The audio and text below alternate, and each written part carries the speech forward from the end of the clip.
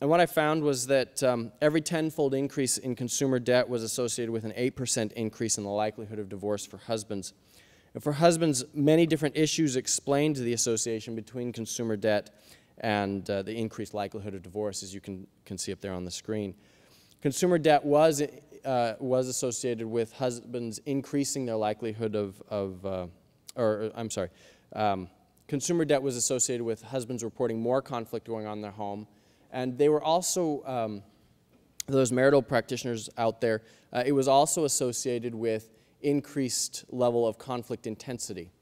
Husbands who had more consumer debt in their marriage also reported higher levels of marital unfairness when it came to the finances, and they were also less happy in their marriage. Now, assets were negatively associated with divorce, or in other words, they predicted the more assets couples had, the less likely they were to report divorce. But interestingly, none of the husband's mechanisms or characteristics predicted or explained that relationship between assets and the likelihood of divorce. And since I'm using couple data, this suggests that the assets worked through the wife's characteristics rather than the husband's. So for wives, again, every tenfold increase in consumer debt was linked to a 7% increase in the likelihood of divorce. But the only mechanism that linked wives' consumer debt to divorce was decreased marital happiness. So wives who were in marriages with more consumer debt had lower marital happiness. So there seemed to be a lot more explanatory power in the husband's characteristics, at least when it came to consumer debt. Again, for assets were associated with every tenfold increase in assets were associated with a 7% decline in wives' likelihood of divorce.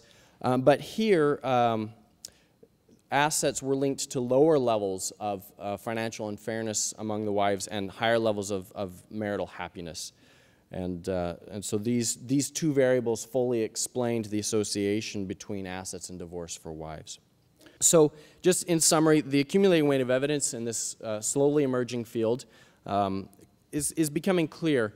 You know, financial behaviors that 50 years ago might have been characterized as thrifty or wasteful have implications for couples that go beyond the financial bottom line.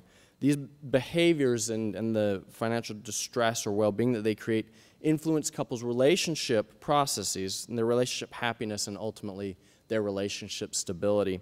When couples use sound financial management behaviors, when they accumulate assets and when they pay down their debt, they report that their relationships are happier, have less conflict, and that they are ultimately less likely to divorce.